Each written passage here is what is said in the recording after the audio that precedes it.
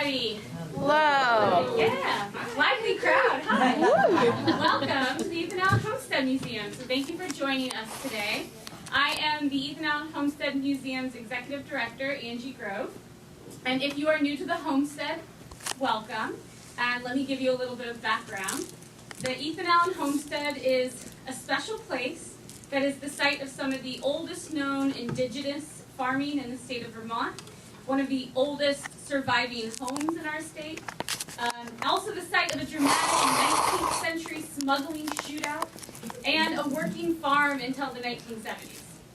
In the present day, there are many partner organizations sharing the homestead, including the Winooski Valley Park District, who owns and caretakes the site and its hiking trails, the Alnobairi, who use this site for traditional Abenaki ceremonies and educational workshops, the Burlington Wildways biking trails, and many community garden programs, including the New Farm for New Americans, hosted by the Association of Africans Living in Vermont.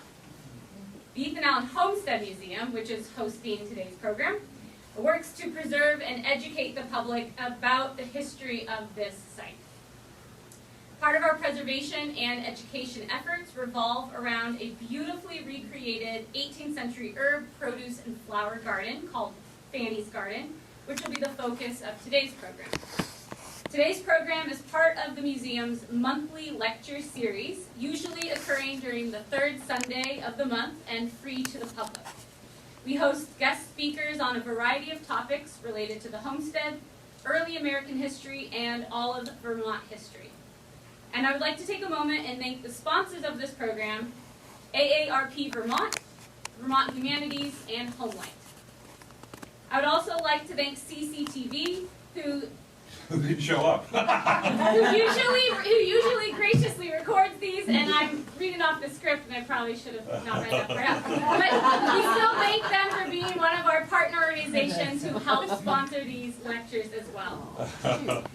We are recording this program ourselves in the back corner there, and it will be aired on YouTube, on our YouTube channel after this event. It usually takes a week or so for that to get posted. If you enjoyed today's program and you would like to get involved more with the Homestead Museum, we would love to have your support. Please consider purchasing a membership at our front desk or on our website. And if you are local, please consider volunteering.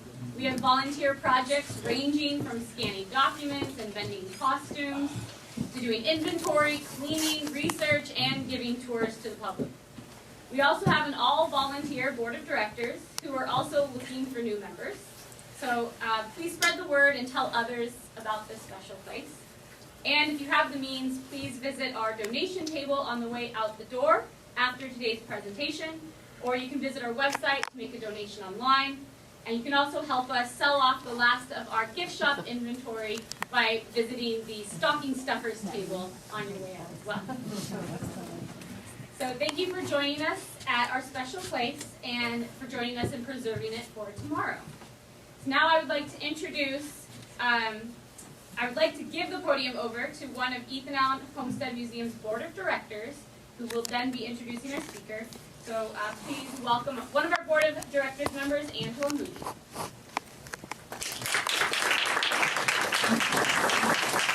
No applause, just please throw money and it's all in the name of the homestead. So yes, I'm Angela Moody. I'm on the board of directors. I've been on the board since 2017. Thank you to this man right here, Dan O'Neill, who got me involved. But before I introduce Tom, who's our speaker today, I want to talk a little bit about Frances Montresor Brush Buchanan Allen Penniman, lovingly known here as Fanny. She was the first white matriarch of the Ethan Allen Homestead, and in addition to being a frontier homesteader, can you all hear me okay? Yeah. Okay. In addition to being a frontier homesteader, an orphan, a mother, a Yorker, a loyalist, a widow, an acclaimed, educated, and witty beauty, and a wife, Fanny was an avid gardener, and she's Vermont's first known native botanist who collected dried herbs and flowers. She wrote all of that stuff in her own handwriting. She made all the drawings. She did all that stuff, and it's all down at the University of Vermont's Pringle Herbarium. And her collection has been the inspiration for decades of historic gardening at the homestead, the most recent of which has been directed by Tom. Tom has researched Fanny's collection, and each year he changes the garden up to bring her story more to life. And he has a great team of volunteers. And in addition to serving in the volunteer position as our head gardener, he was also a member of our board of directors for a while. And he also works as a front desk manager. He's been doing that since 2019. Tom told me today that he's been involved with the homestead since 1911. I told you I was going to do that today. And between all of these positions, serving as a volunteer tour guide and the greeter and the volunteer coordinator, Tom has given actually 12 years of service to the Ethan Allen Homestead.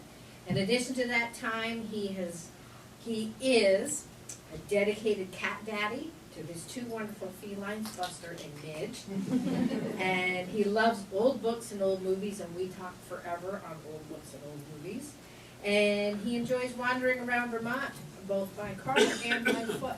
He's also told me that he was a tour guide in Boston on the Freedom Trail. And, sure. And he talks a lot. He has some great stories about that, so actually ask him because they're great stories. But anyway, Tom Sharpley.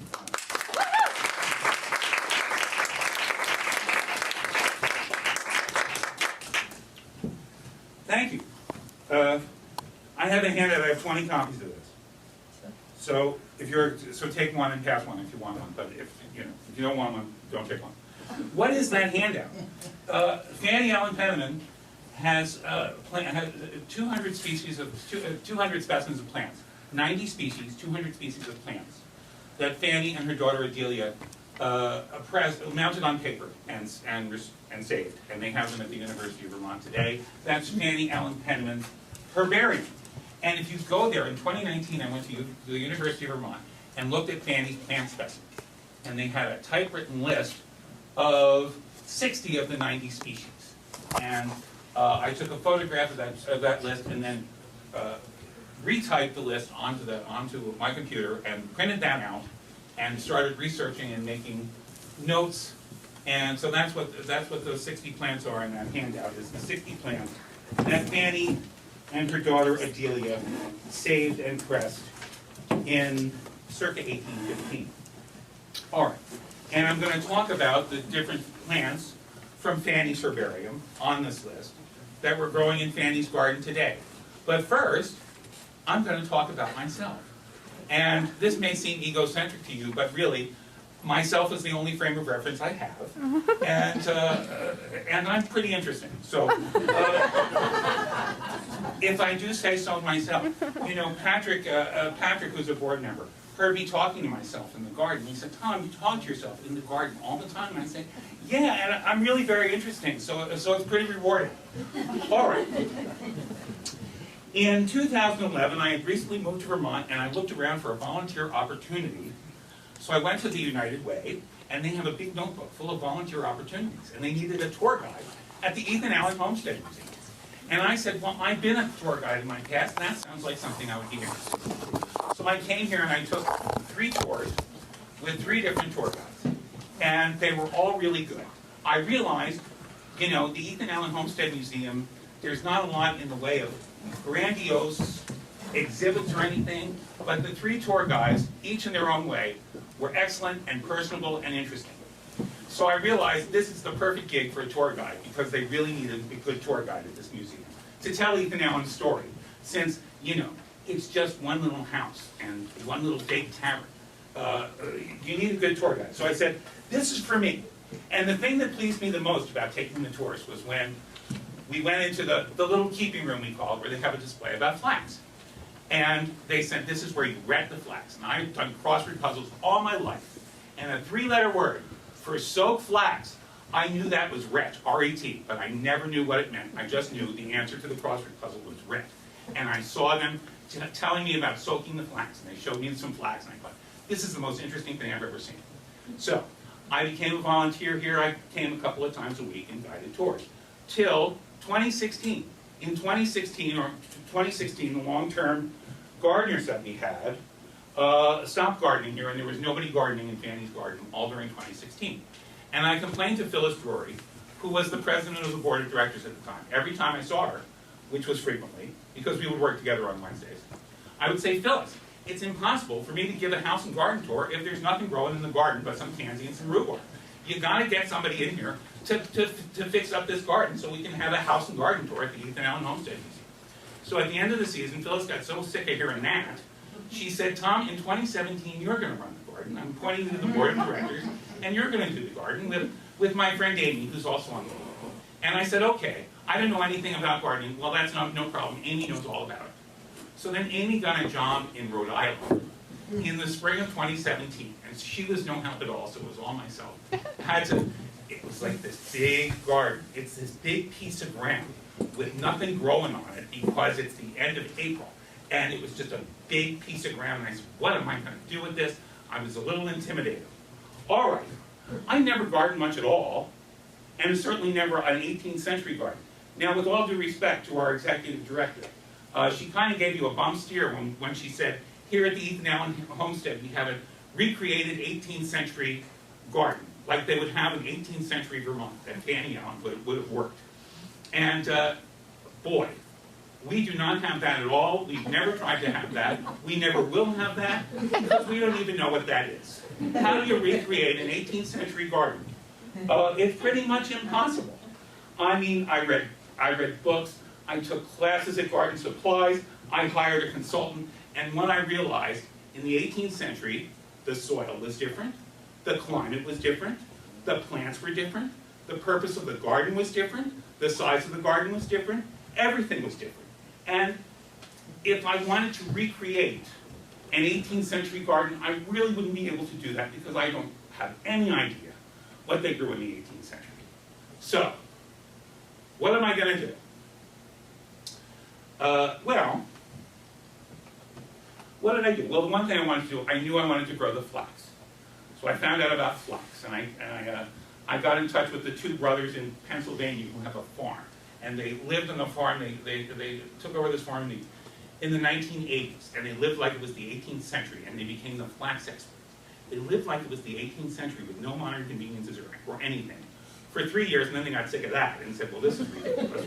We want to have ice cubes in our drink in the summer, we want to have electric lights so we can read our book, and then read our books, and so the 18th century thing only lasted for 3 years.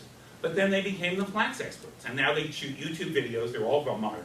They shoot YouTube videos about growing flax, they wrote the big book of flax. So I got in touch with them and they sold me some flax. And I planted the flax. So what are we going to put in Fanny's garden? What am I going to plant there? All right. Well, someone suggested you should plant all native plants. All right. So that's a good idea, except, do you think in the 18th century they cared if the plant was a native Vermont plant or if it came over on, the seeds came over on a boat from Europe? They didn't care at all. So I decided native versus non-native, that's not important. So what am I going to grow in this plant? Let me see. Oh, you know they have heirloom seeds. You can get fancy heirloom seeds and heirloom plants that are like the kind of plant, the exact same species of plants that they grew years and years ago, hundreds of years ago. All right, so I've got a very limited amount of time. I've got a very limited amount of money. I've got a very small budget. And I've got to find heirloom seeds. Am I going to go around for every species of plant that I want to grow? Am I going to go around and call up all the different strange nurseries all over the country and try to find heirloom seeds? No, I'm not. I'm going to go to Garden Supply and see what do you have here. And, you know, the high mowing seeds that come in the green envelope, that's a brand of seeds, and they make them in Vermont, and they're really great because they like the Vermont climate, and things from high mowing are much more likely to survive than anything else.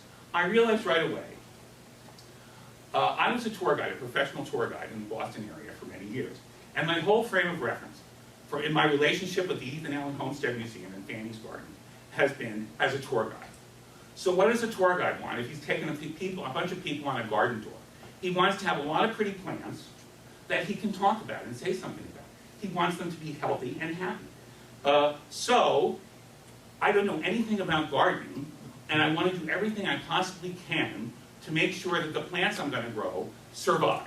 So I'm going to use the high mowing seeds. I'm not going to use some fancy, expensive heirloom seeds that I don't even know where to find them. I'm just going to use regular seeds, and I'm going to use all the modern conveniences. Someone on the board suggested, oh, you should have Fanny's garden and use all the gardening techniques that they used in the 18th century.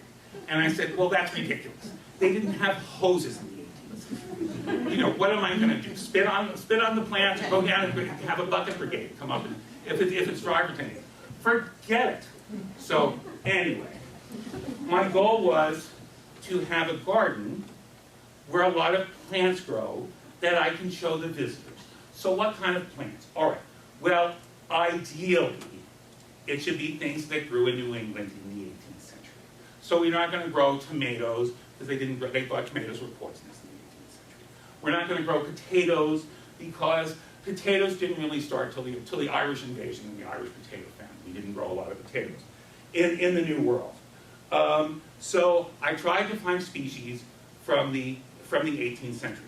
Now, if I go to Garden Supply and buy some echinacea, some coneflower, is it going to be the same coneflower? Coneflower is a native plant of Vermont. Is it going to be the same coneflower that Fanny Allen saw?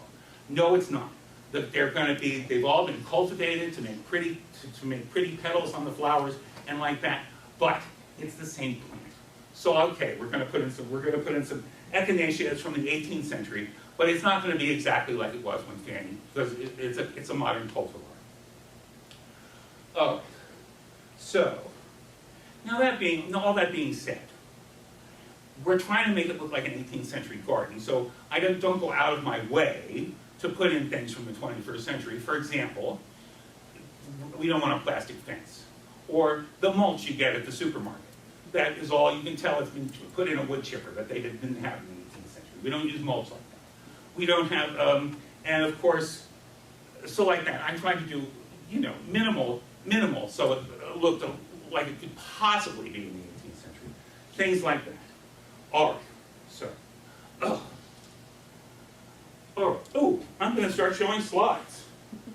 Boy, what's that? Oh, I should have started with this. These are our volunteers. I get all the glory. I've been running Fanny's Garden for 6 seasons, and I get all the glory because I'm the gardener here at the Ethan Allen Homestead Museum. And I shouldn't get all the glory because I do none of the work. I'm old and fat and tired and have arthritis in my hip, and I make these 5 people do all the hard work. And I owe everything to them, and I dedicate this talk to Shannon and Dylan, and Dave, and Hannah and Eliza.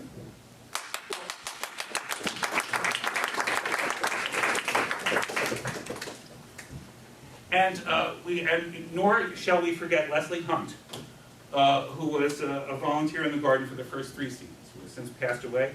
Leslie Hunt, I loved her very much, and her taught me everything I know about gardening, absolutely everything. And it was with her grandchildren she made the Fanny Scarecrow. That is still, I haven't put the Fanny Scarecrow away yet, she's still out there, out in the back. And 6 seasons hanging out. Fanny's a little more. All right. So, my first season in Fanny's Garden was my best season. That was 2017. And I really was unemployed at the time, frankly. And I had nothing to do all day. I'd never been a gardener before, so I did everything strictly by the book. Plus, the weather was just perfect. The spring was warm and wet. And everything, oh, that's the wrong direction. There we go. Everything worked out beautifully. This is the garden of 2017. This is the best garden we ever had. We've never had a garden since that was good and that was as good as 2017. Because 2017 was the year I really cared the most. But we can see this is July 14th, 2017, and we can see all the things that are coming up. Look at that. All right. There's a red pointer. I'm not going to use that. It gives me a headache. This is the flax coming up. Look at that. The flowers turning into seed. And look, the corn. Oh, look at the corn coming up. We did a Three Sisters garden. Fred Wiseman told me the Abenakis didn't really do the Three Sisters. That's really an Iroquois thing. And the Abenakis and the Iroquois, don't invite them to the same dinner party. But we did a Three Sisters garden, which is corn, beans, and squash, growing together, and the 3 plants support and help each other. And that all worked. Look at the corn coming up, and the squash coming up, and the beans, you can't hardly see it, but the beans are starting to fall off the corn stalk. There are more beans back there. Those red flowers are the bee balm. The bee balm, every year since then, terrible powdery mildew on the bee balm. For some reason in 2017, the bee balm was just dry. And these are the zinnias and the cosmos that are coming up. We planted them together. Oh, let me tell you about the zinnias. I stood up in Quaker meeting and said, I have to design the garden at the Ethan Allen Homestead Museum, and I don't know what I'm going to do. What do you suggest I do? And a Quaker lady, Jean Flo, came and said, well, I don't know if they had them in the 18th century, but you should plant zinnias in your garden because they will attract pollinators and they will attract people to your garden. And I said, well, that's the smartest thing I've ever heard. So we planted zinnias in Fanny's garden, even though I since learned zinnias were introduced to Vermont in the 20th century. So they're not supposed to be in the 18th century garden. But as I like to say, here's a dime, go call somebody who cares. All right. So that, ooh, what's that stuff? That's the tansy. That's the tansy. Tansy is the only thing. Tansy comes up no matter what you do. You can't kill it. They put that in the 1980s when the museum first opened. And every year it's just really big. It's bigger and bigger every year. You can't kill it. It just loves being where it is. Tansy. They used to use it as an insect repellent to keep the flies off the meat. Anyway, so that was 2017. That was a big hit. All right, what's the next slide? What is that? Oh, the flax. 2017 was also the best year for flax. We got the best fiber for any year. We've grown flax 5 out of the 6 past seasons. We've grown flax, and 2017 was the best season. You plant the flax early in the spring, and it takes 3 months to mature. In 2 months after germination, you get the blue flowers on the flax. And the flowers close in the afternoon. They only open once, and they only open in the morning. So if you want to see the blue flowers on the flax, you have to be here before noon. And then the blue flowers turn into seed pods. And then we harvest the flax, we wet the flax, and we break, scutch, and comb the flax, and we get the fiber. Look at that fiber. It looks like blonde hair. Look at that. How beautiful that is. That looks like Linda Evans on the Big Valley. Remember her? It looks like her hair. Oh, we've never had flax. This year the flax was all right. It wasn't tall enough. But this was the best flax we ever did. This was 2017. Look at that red lettuce. Oh my gosh. Every single year, Dylan and Shannon, we've tried lettuce a couple of times. Have we ever gotten any lettuce? No. The animals always eat it. Because the mustard, they don't eat the mustard. They like they leave the mustard alone. But look at that. We got beautiful lettuce in 2017. It's the only time we ever got lettuce. Look at that red lettuce. Look how pretty it is. And it was delicious. It was good in a salad. It was good on a sandwich. And, 2017, everything worked. I had not a single plant that I put in failed in 2017. And so I thought, well, gardening's easy. Look how easy it is. And then little did I know, I would never see lettuce like that, ever again. The animals just would eat it. Like the lettuce. What is that? Corn. I've given up growing the corn. I cannot grow corn, but in 2017, we actually got corn. Look at the corn. And the corn and the squash. I grew a little small kind of corn because I thought if it had a shorter maturity, I would have a better chance for some reason. But look at that corn. Never saw corn like that again. Oh, and the pumpkins. Oh my gosh. We grew pumpkins, and the pumpkins and the bee balm and the squash in general get the powdery mildew.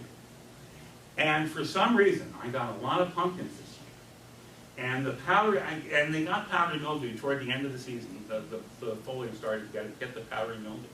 But with the squash and the powdery mildew, it's like a race. The plant gets older, and the squash or the pumpkins or whatever get bigger and bigger and bigger. But then you get the powdery mildew, and the powdery mildew gets worse and worse and worse, and it goes down the vines and kills the vines off, and the pumpkins and the squash stop growing because they can't get nutrition through the vines because the powdery mildew has killed all the vines. So whenever I've grown squash, since 2017, it's always been a race between the powdery mildew and the squash or the pumpkin. And this was the only year where the pumpkins won. I think a few years. Well, your first year we grew some pumpkins, but it got terrible powdery mildew, and they didn't turn orange. They were mostly green. Yeah. Yeah, they were mostly green before the powdery mildew got. So that's one. that's why I decided that cucumbers, I always grow cucumbers because cucumbers are squash, but they have a very short maturity compared to pumpkins, which take, weeks and weeks and weeks to get a pumpkin that big. The cucumber's only that big. So you can always, if you plant cucumber seeds, you can always get cucumbers, no matter what. All right. So then, this stuff, the bee balm, this breaks my heart. Bee balm was from the 18th century. They used to make tea out of it because you couldn't get tea from England because there was so much tax on it. So you'd make tea out of anything you could get. And you'd make tea out of bee balm. Bee balm's a member of the mint family. And I like the space age flowers. They look like they're aliens, don't they? They look like they're from those things that walk around in War of the Worlds. The bee balm. But the bee balm gets the powdery mildew. It gets powdery mildew terror. And this year, it got the powdery mildew, but it got the beautiful flowers first. And we got beautiful flowers and pictures of the bee balm against the wall of the house and all that. But in future years, every year, the powdery mildew got worse and worse because the bee balm's a perennial, it comes up every year. It just got worse and worse, and eventually the bee balm stopped growing last year. So we put in new bee balm this year because I loved it so much in 2017. I said we're going to try the bee balm. And you know what happened this year? The same thing happened with the powdery mildew. Before even the flowers came out, the powdery mildew got on all the leaves. And it didn't spread to anything else. It's just the powdery mildew just loves the bee balm.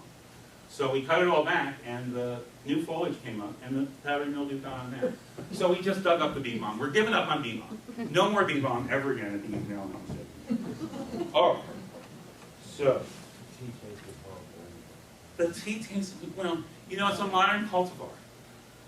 They made tea out of the bee balm, and this is a modern cultivar, and we made tea out of it because that's what we do. And it tasted like oregano, which oregano's in it too, so that makes sense. And these are the zinnias and the cosmos growing. Aren't they pretty? I love the zinnias. I'm all about the flowers, man. Forget the 18th century. I love the zinnias. All right. So. All right, what's that? Oh, here comes the villain of the piece. It's the black locust trees. Look at that. There's Ethan Allen's house. That tree is a black locust tree. And if you walk from here to Ethan Allen's house, you'll walk down a row of black locust trees. The black locust trees, it became obvious to me that the black locust trees were my enemy because they shade Fanny's garden. They get bigger and bigger every year, and Fanny's garden gets shadier and shadier and shadier. All right. And then they get these stinky white flowers. The flowers, I don't like the smell of the flowers. It's sort of a cloying smell. People do like it. The smell of the flowers. But they drop the white petals in Fanny's garden, and the white petals get on all the plants and leave kind of white stains on the plants. Boy, those black locust trees. And worst of all, they're invasive. They send the suckers up out of the ground, and they form whole new trees. And we have a whole bunch of them. I think they were planted probably in the early 20th century. All those black locust trees. But their roots go underground and form suckers. And the trees all become like one organism. Like aspen and bamboo are like that. The roots join together and they become all one big organism. So all out there, that's one big black locust tree that you're seeing out there. It's really one organism. And their roots come up. Their roots fix oxygen in the soil, fix nitrogen in the soil, and their roots come up like suckers, all in Fanny's garden. So, as the years go by, in 2018, 2019, 2020, it's looking to me as if we're never going to have the success we had in 2017 in Fanny's garden. Look at all the things. The corn isn't coming up, the animals are eating this. What's happening?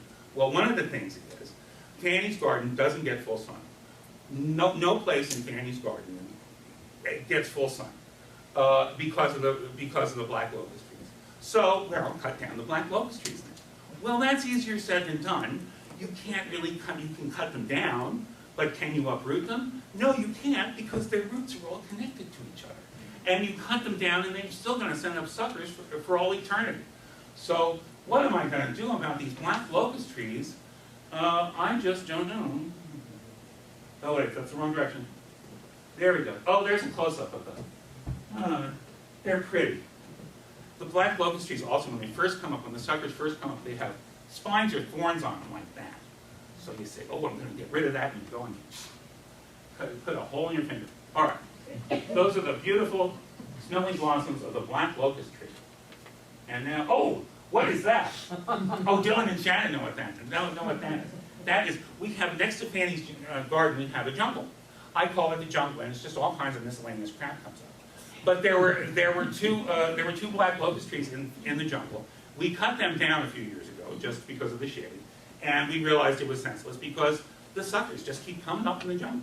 They're coming up higher and higher, and you have to go in there. That's just a wheelbarrow full of suckers that we have to cut down, and you just gonna have to do it again in another month because they just keep coming up. You can't ever get rid of them. Those black locust trees. Black locust trees.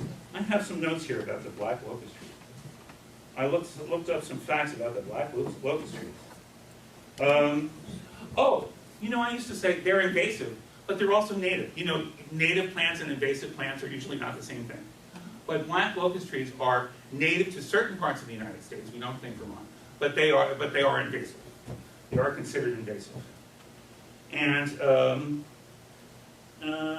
there are plants. The range, they don't really know exactly where they're native to, because now there are black locust trees in all 48 of the lower states. And the bark and woods and leaves are toxic, but the flowers can be battered and fried, and the flowers can be made into a sweet jam. It's one of the hardest woods in North America, and it burns very slowly. They used to use, the reason they planted black locusts here, the black locusts we see in Vermont were mostly brought over from Europe. And there was good hardwood that they used for shipbuilding and for building cabins and for building fences, and like that. Is why they brought the black locusts over. But as I said, they send up the suckers, they shade Fanny's garden, and they fix nitrogen in the soil. So that makes some plants unhappy. So what am I going to do about the black locust? The black locust tree. This is going to be a digression into colonial American history. The black locust trees in old New England, if you didn't have a gallows and you needed to hang someone, the black locust tree was the hanging tree. And in Salem, when they had the Salem witchcraft hysteria, those 21 witches were executed. They don't know if they hung them for a gallows or from a locust tree. And on the 300th anniversary of the Salem witchcraft hysteria, in 1992, they created a Salem witchcraft hysteria memorial in Salem, and they planted black locust trees to commemorate the fact that the victims of the witchcraft hysteria were hanged from locust trees. And now I'm going to recite this. I was a tour guide in Salem, so now you're going to get the Giles Corey poem in its entirety. Giles Corey was one of the witches. He was the only one that wasn't hanged during the Salem witchcraft trials. He was pressed to death beneath stones. But there's a ballad of Giles Corey which mentions the locust tree. Giles Corey was a wizard strong, a stubborn wretch was he, and fit was he to hang on high upon the locust tree. So when before the magistrates for trial he did come, he would no true confession make, but was completely dumb. Giles Corey, said the magistrates, what hast thou here to plead to those who now accuse thy soul of crime and horrid deed? Giles Corey, he said not a word, no single word spoke he. Giles Corey, said the magistrates, will press it out of thee. They got them then a heavy beam and laid it on his breast. They loaded it with heavy stones and hard upon him pressed. More weight, now said this wretched man, more weight, again he cried. And he did no confession make, and wickedly he died.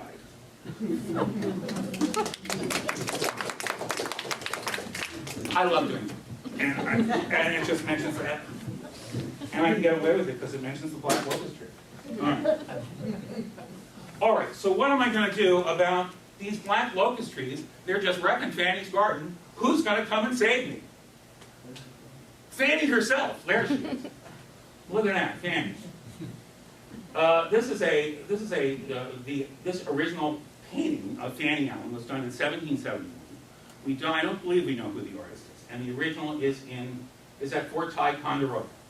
And this is just a color copy mounted on some foam board that we have in Ethan Allen's living room. If anyone here is handy and wanted to make a rustic frame for Fanny's picture, we would love that. But there she is. She was 11 years old at the time. And people say this is a John Singleton Copley painting, and it's not. This is a John Singleton Copley painting. You know who that is? That is Captain John Montresor, who was Fanny's father. And Fanny was illegitimate. Captain John Montresor of the British colonial forces. He was a military engineer, and he never recognized Fanny's existence. But he was painted by John Singleton Copley, and Fanny was not. But both these paintings happened in 1771. If you ever go to Boston, Copley Square is named after John Singleton Copley. He was a Tory, and he went back to England when the Revolution came. His father-in-law was one of the owners of the ships that they dumped all the tea off of, so he had to go back to London when the Revolution came. John Singleton Copley. But I'm digressing. Fanny Allen Penniman. I admire her. You know, that Ethan Allen. This is the Ethan Allen Homestead Museum. And it's easy to underestimate Ethan Allen. He was a bit of a loudmouth drunken blowhard. But don't underestimate him. He was deep. But as much as I like Ethan Allen, Fanny's really my hero. And the reason Fanny's my hero is, late in her life, she created this herbarium that they have at the University of Vermont. And so I went to see the herbarium at the University of Vermont. Here's an example of one of the plants she saved. It's a daisy. And look at that. They didn't have Scotch tape, right? So how did she attach the stems to the paper? She cut little slits in the paper and put the specimens of the plants, wove the stems through the slits in the paper. All right. Fanny and Adelia collected 90 species of plants, 200 different specimens. And of course, there is some controversy.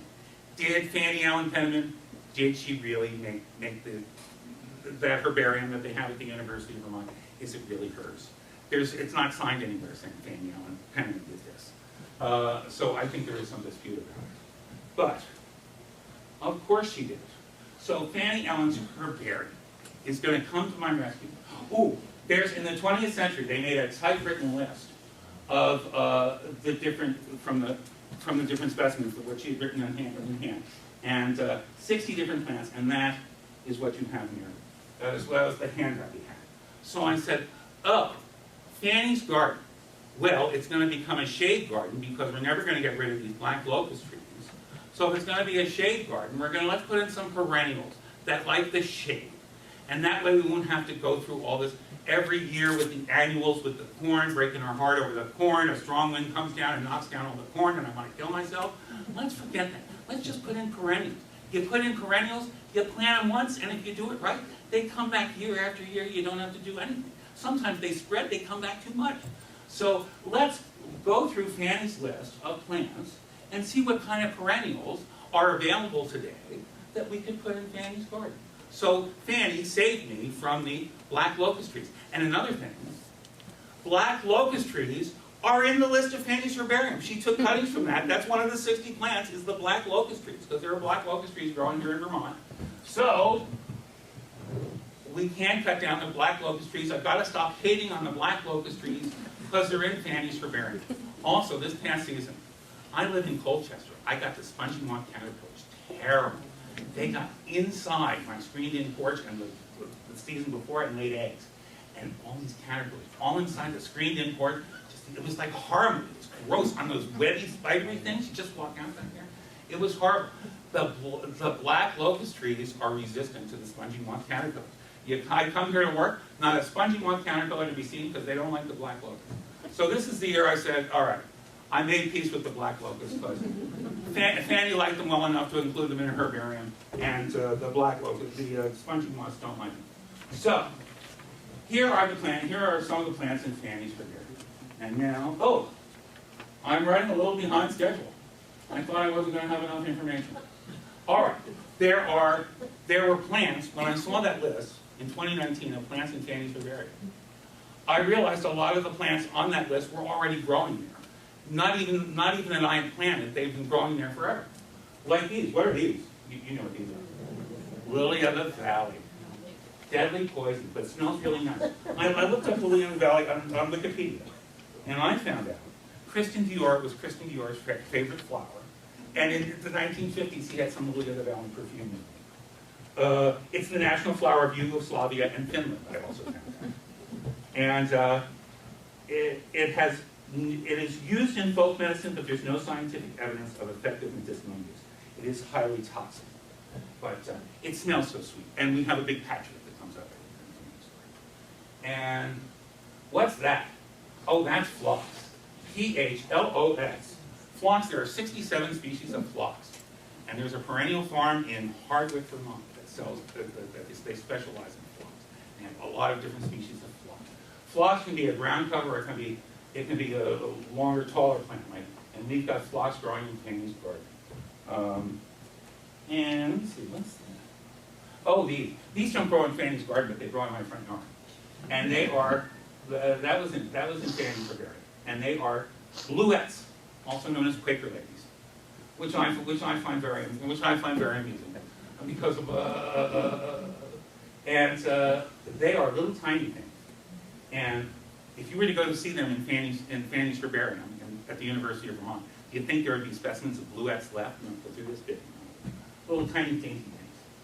But they grow up in my front yard, and they're so pretty that it looks like snow and frost on the ground when they come up, and I don't have them mowed till they're over. Oh, what is that? Oh, this was in Fanny's herbarium. The rhubarb.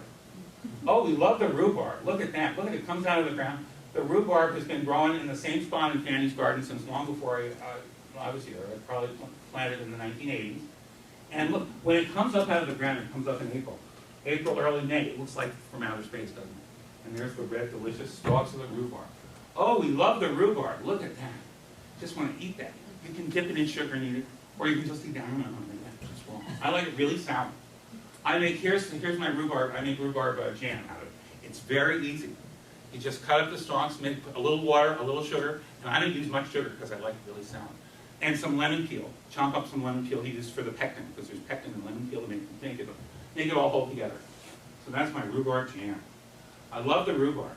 We don't have much rhubarb in Fanny's garden. Every year, don't I say, every year, I say in the spring, remind me, we're going to transplant, we're going to divide up the rhubarb and split it up. But you know what happens is, this year, I wanted to do that early in the spring, and then they didn't turn our hose on until May 15th. Okay, anyway. So I'm like, what is that? This is foxglove, also known as digitalis. Look at that. This has been growing in Fanny's garden forever. And, Dr. Penniman, Fanny, after Ethan Allen died, Fanny married a third husband, Penniman, Dr. Penniman. And we always called him a doctor.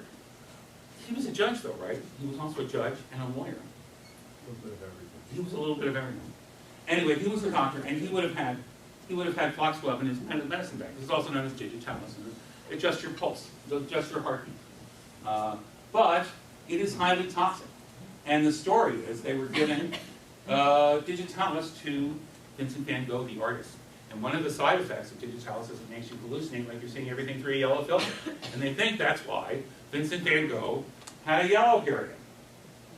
There's a Vincent van Gogh period from his yellow period. All right.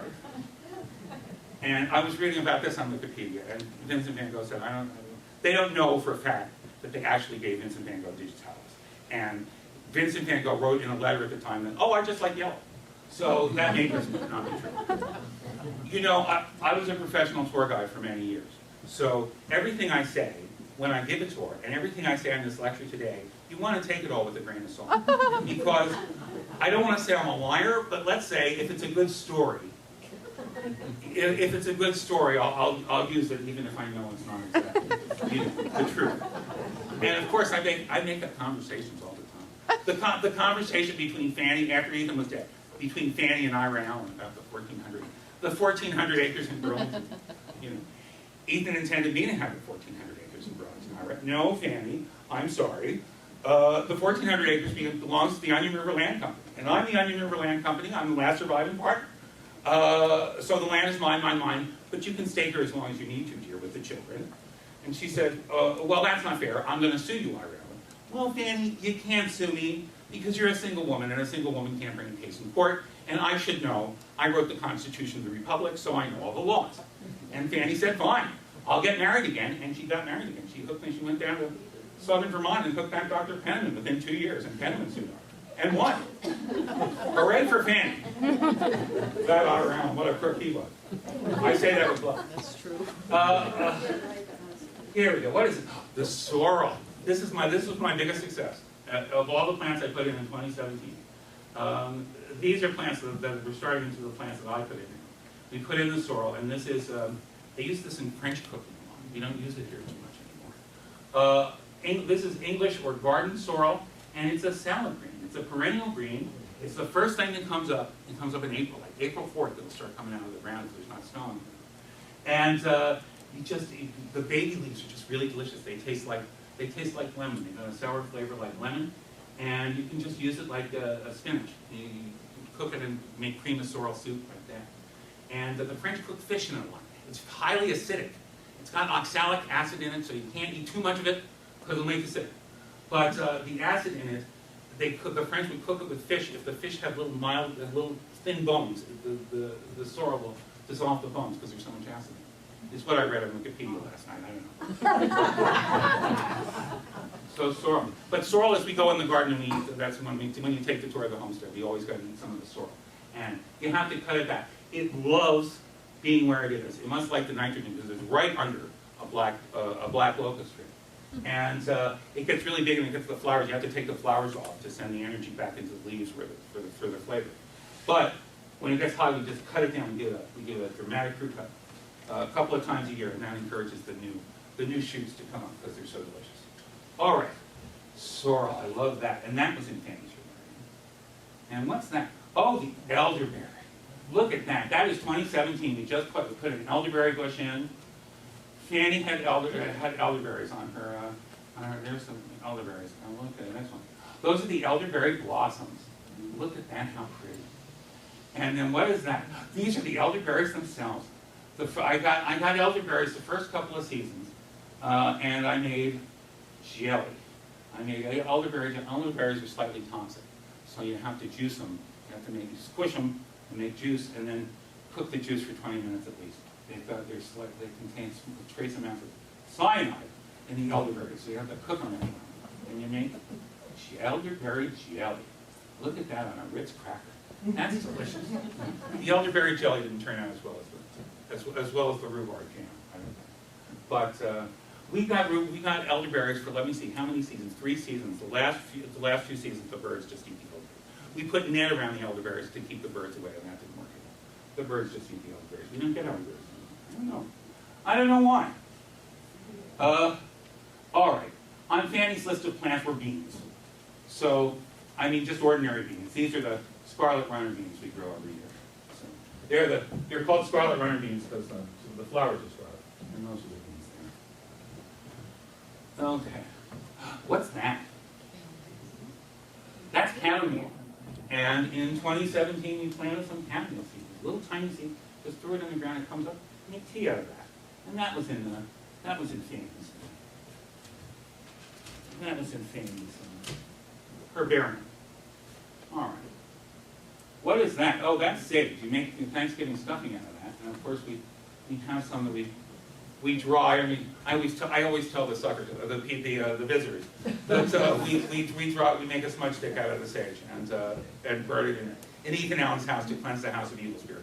We never do. My luck, I burned the house down. All right. What is that? That is red clover. Why do we love red clover in Vermont? It's the state flower of Vermont. All right. And that grows in Fanny's garden. I threw some red clover seeds. And sometimes it comes up, sometimes it doesn't. You never know. Okay. Oh, now these are things I put in 2022, which was this year, was the year I said, okay, we're going to add some plants, we're going to add some perennials to Fanny's garden, that were in Fanny's list of plants. And so we're going to talk about 4 or 5 plants that I've added this year to Fanny's garden. This is the barren strawberry, and it is a ground cover, and it's really sort of a pointless plant. It makes strawberries like a regular strawberry, but you can't. They're dry. It's called dry or barren strawberries. They don't taste like them. But it was in Fanny's Herbarium, and they had it at Horsford's nursery. So I said, "We'll put some of that."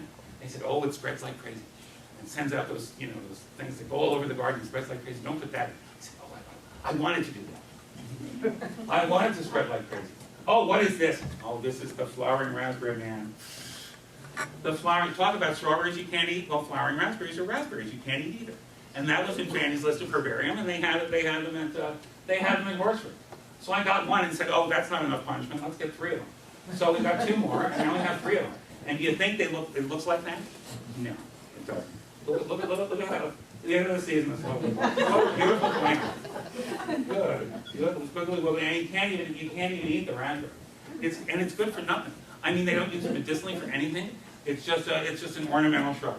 And this year it didn't even name 1 flower. 3 plants made 1 flower.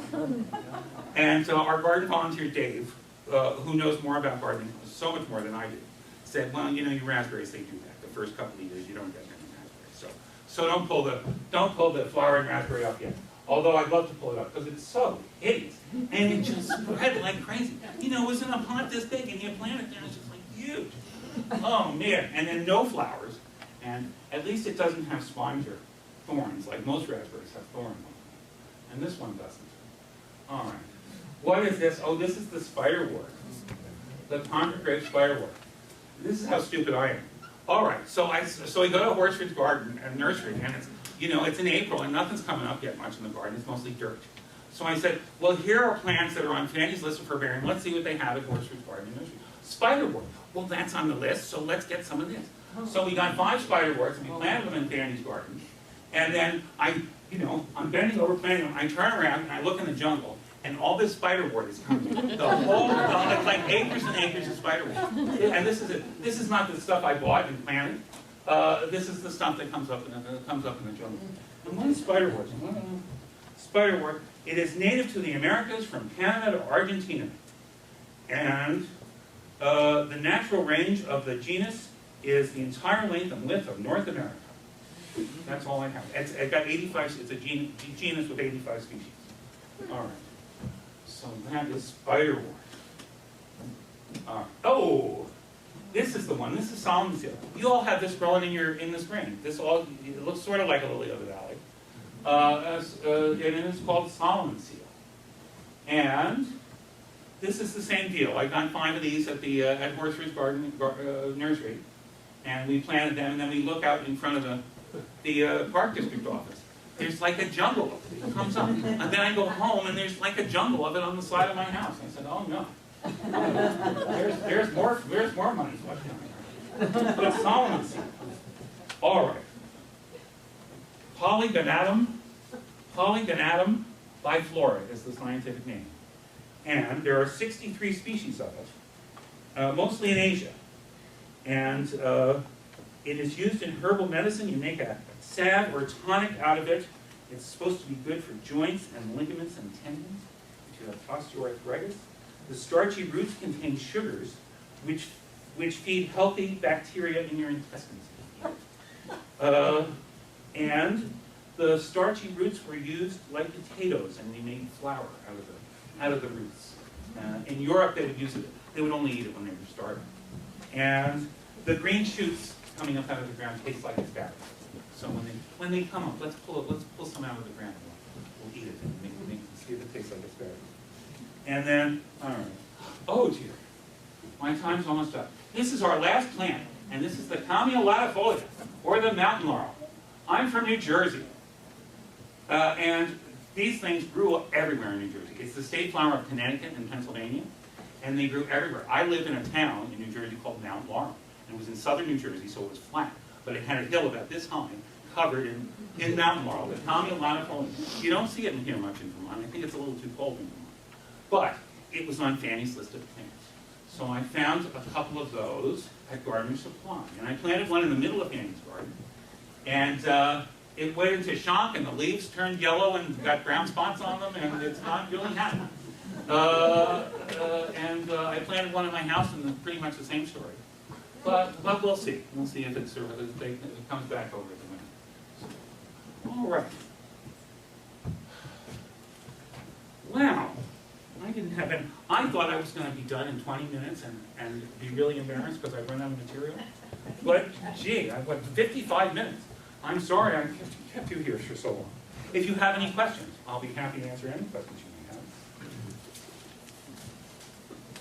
What do you got cooking for next year, Tom, on the garden?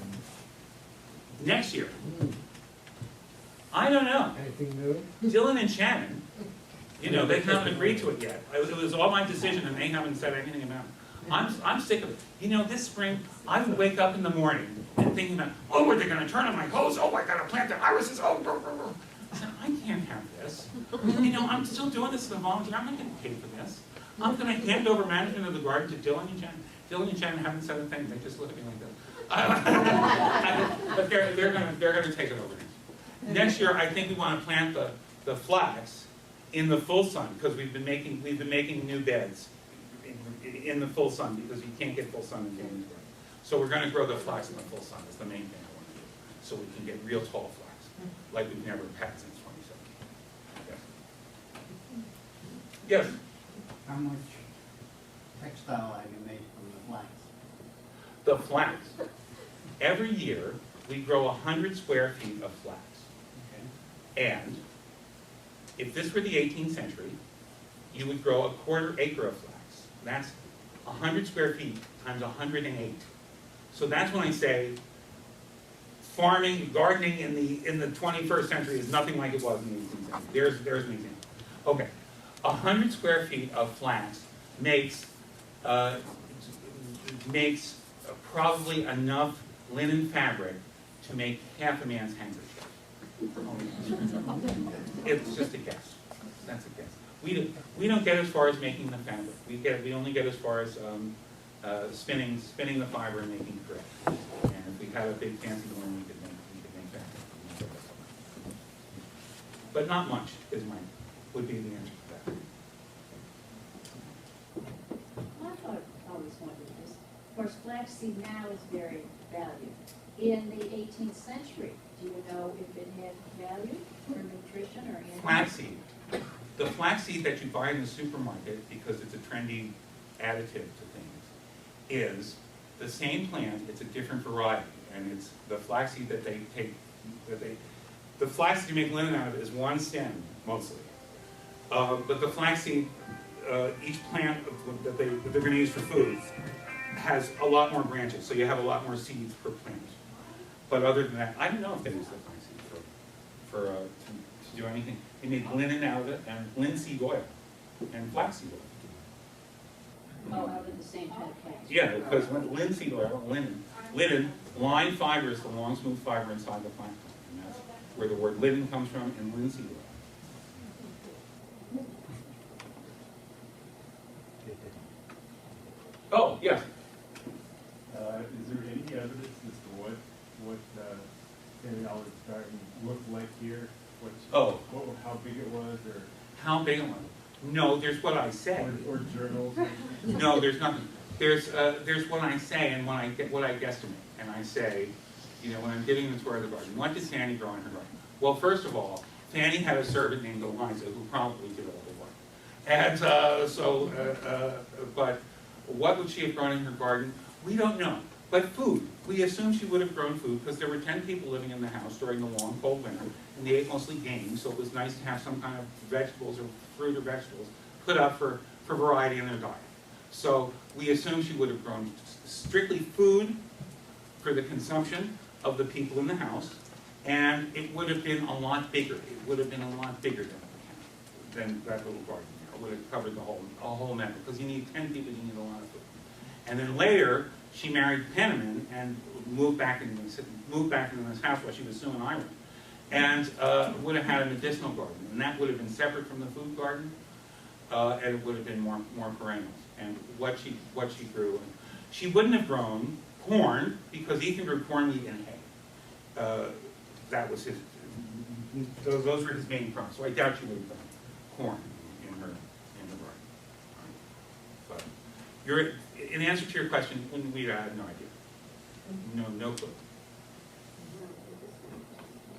All right. Just one thing, you mentioned the Pringle Herbarium at the University of Vermont. Yes. I don't think they do guided tours officially there, but if you call them, you went. Yeah. I forget the guy's name. Went up there a few years ago. They were very accommodating, very hospitable. Yeah.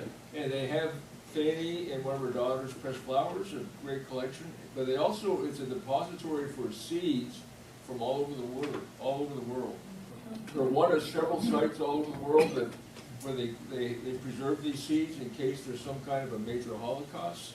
They would have seeds that they could regenerate some of these species. So it's a very, very professional, very great place to visit. And the people there were very accommodating when we went up. So. Well, we're going to plug our booklet out there about Fanny's garden. Yeah. It has very good looking Pictures of the cards, because one day the cards were here this summer when you were filming that documentary. They were. Yeah, they brought them over. And they were beautiful. They are. They're really Looking beautiful. that up there, but that booklet, in addition to having some biography of Fanny. I would love to know if Fanny really made them, because we don't know. The dispute is Fanny wrote the scientific names for the different plants on all the papers, and people are skeptical that she would have been able to find that information because it was only in a few books that were published in Europe that she would find the scientific names for the different species that were written on the paper. But Fanny was an avid reader, and we know she ordered books from Europe, from England, all the time.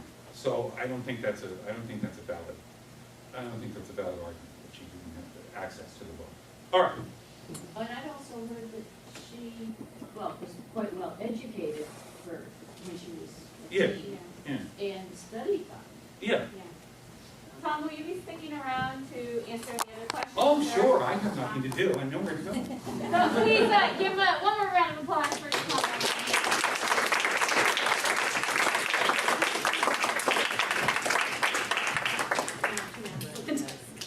Okay, so thank you, Tom, and thank you, everyone, for your questions.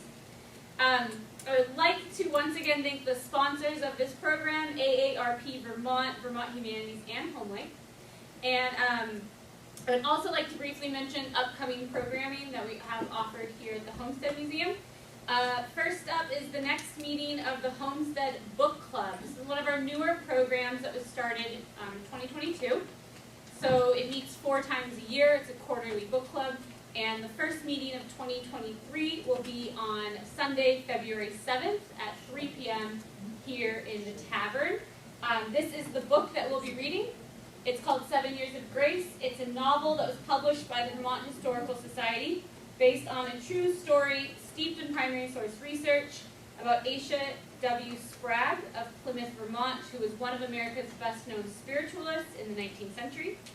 In addition to spiritualism, Sprague was also active in the abolition of slavery, women's rights, and prison reform as well.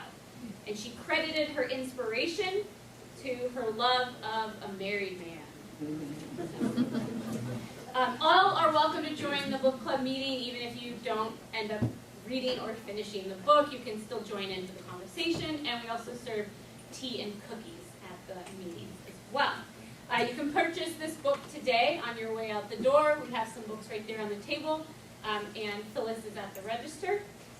You can also purchase it later through our online gift store.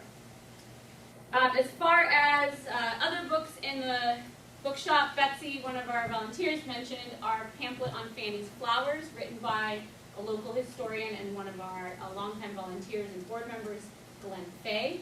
And one of the neat things is at the back of this book, if you purchase it, you get the link to Glenn Fay personally digitized all of the images in the herbarium, and so the link will get you access to his personal website for all of those flowers as well.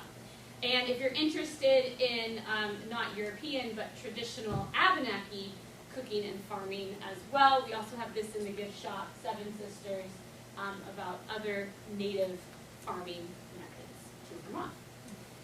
As far as our monthly program, our monthly lecture series, we do have a hiatus in December, so there will not be a lecture next month, but we will return in January. We are still waiting on a final yes from potential speakers for January and February, so keep an eye on our website to confirm the date, time, and who our speakers will be for 2023. And with that, one more reminder, to do some maybe holiday shopping in our gift shop, help us clear out our inventory from 2022, and another big thank you to Tom for presenting today.